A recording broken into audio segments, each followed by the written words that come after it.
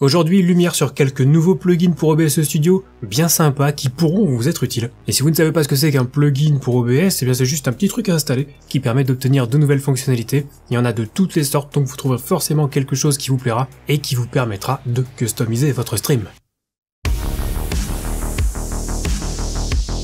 Hello YouTube, c'est Tom, bienvenue sur cette chaîne dédiée exclusivement au streaming de près, de loin, des tutoriels, des conseils, des tests de matériel, bref, plus de 150 vidéos à découvrir en libre accès, donc n'hésitez pas à vous abonner à la chaîne et activer la cloche pour ne pas rater les prochaines sorties. Je vous informe également que cette vidéo est sponsorisée par Own, un des acteurs majeurs du streaming qui a également créé un plugin pour OBS Studio, Own Pro, que vous pouvez installer en quelques clics seulement, et qui vous donne accès à plein de fonctionnalités supplémentaires moyennant un abonnement mensuel. Fonctionnalités que j'ai d'ailleurs détaillées dans une autre vidéo. Les abonnements démarrent à 12 € par mois, c'est dégressif si vous vous abonnez sur une période plus longue, et surtout avec ça vous avez accès à tous les thèmes et overlays de votre choix, des centaines d'alertes et vous pouvez absolument tout tester. Et j'en profite pour vous rappeler que les overlays sont désormais disponibles en français, vous avez par exemple la possibilité de récupérer le pack de stream Zero Absolute Gaming, développé en partenariat avec Own par exemple. Si ça vous intéresse, je vous laisserai mon lien affilié dans la description juste en dessous, et un lien vers la vidéo pour tout savoir sur le plugin Own Pro. Et n'oubliez pas qu'avec mon code de réduction TomTom, vous aurez droit à 50% de réduction sur les abonnements annuel. Donc n'attendez plus, c'est le moment d'en profiter. Donc je vais vous présenter ces chers plugins pour OBS, mais un petit rappel quand même sur la façon dont on installe un plugin. En fait, vous avez deux options. Si l'auteur du plugin a fait l'effort, vous aurez droit à un fichier .exe, donc pour installer automatiquement le plugin, là c'est facile. Sinon, il faudra télécharger une archive, genre .zip, et copier les fichiers du plugin dans le répertoire d'installation d'OBS, que vous trouverez normalement à cette adresse si vous n'avez rien modifié en l'installant la première fois. C'est Programme Files, OBS Studio.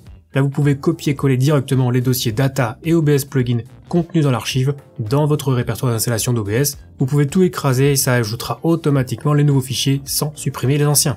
Et voilà, c'est tout bête, mais pensez quand même à redémarrer OBS, et si vous cherchez d'autres plugins, j'ai fait plusieurs vidéos où j'en sélectionnais quelques-uns, donc n'hésitez pas à y jeter un œil, et si jamais vous utilisez Streamlabs Desktop, anciennement Streamlabs OBS, les plugins ne sont pas compatibles, mais vous avez accès à des applis. Je vous ai concocté un petit top 5 que vous pouvez retrouver également sur la chaîne. Et donc on démarre avec le premier plugin qui est Face Tracker. C'est un plugin qui va tout simplement permettre de détecter votre visage et le suivre si jamais vous bougez. C'est un peu comme ce que propose Nvidia Broadcast, qui a une fonctionnalité similaire que je vous avais présenté l'an dernier, ou Razer Synapse qui permet de faire ça aussi avec ses webcams. Et bien avec ce plugin, c'est le processeur qui va bosser, donc peu importe la carte graphique que vous utilisez et peu importe votre webcam. Alors quelques limitations tout de même, ça fonctionne avec un seul visage. S'il y a deux personnes à l'image, le tracking risque de faire de l'aller-retour entre les deux personnes. Deuxième point, ça consomme pas mal de ressources, que ce soit sur le processeur ou au niveau de la mémoire de votre PC, donc un point à surveiller. Et enfin, c'est encore en version plus ou moins bêta, donc ça fonctionne, mais ça sera évidemment optimisé à l'avenir. Et en l'état, il faudra se contenter de servir de cobaye si vous voulez utiliser ce plugin de détection de visage. En tout cas, c'est très prometteur et c'est un exemple de plus qui illustre à quel point OBS Studio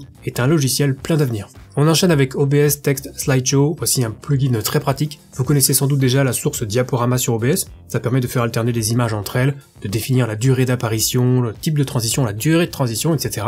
Et bien c'est désormais possible avec du texte grâce à ce petit plugin. Tout le monde l'attendait, mais ça y est, c'est là. Ce plugin permet donc d'ajouter une source Text Slideshow GDI+, qui cumule les propriétés d'une source diaporama et les propriétés d'une source texte classique. On peut taper les textes qu'on veut ou les lire à partir d'un fichier, voire à partir de plusieurs fichiers. Donc ça peut par exemple s'utiliser avec Streamlabs pour afficher le nom des derniers soutiens, dernier sub, dernier follow, dernier don, etc. Et comme pour n'importe quelle source texte, on peut personnaliser la police, la couleur, la taille. J'ajoute qu'un doc est également fourni, ce qui fait que vous pourrez modifier le contenu du slideshow sans avoir besoin d'afficher les propriétés de la source. Tout peut se faire directement depuis l'aperçu d'OBS. Bref, on l'attendait, c'est là, c'est pour vous. On continue avec OBS Virtual Background. Alors c'est simple, là encore on va reprendre le principe de ce que pouvait faire Nvidia Broadcast, c'est-à-dire un fond vert sans fond vert. Ce plugin utilise la puissance du deep learning pour parvenir à un résultat qui restera correct si la webcam étant petit. Exemple ici avec la Elgato Facecam, ça consomme relativement peu de processeur, mais notez qu'il faudra appliquer un filtre sur la partie vidéo et sur la partie audio de votre webcam pour que ça fonctionne. Mais du coup ça nous fait une méthode de plus pour faire un fond vert sans fond vert. Donc peut-être que ça en intéressera certains d'entre vous et que vous obtiendrez de meilleurs résultats avec ce plugin qu'avec une autre méthode, on sait jamais. Alors petit point à noter, ce plugin ne fonctionne que sous Windows, pas encore pour macOS et Linux. Ensuite on a le plugin Scale to Sound, c'est un petit plugin qui permet de faire vibrer une source au rythme d'une musique, un peu à la manière de Spectralizer qui produit des barres audio, sauf que là on peut appliquer le filtre sur une image. Exemple, je prends une image d'une personne contente, j'ajoute le filtre Scale to Sound, que je veux associer à la musique qui passe sur Spotify, et boum, en plus d'être contente, la personne danse.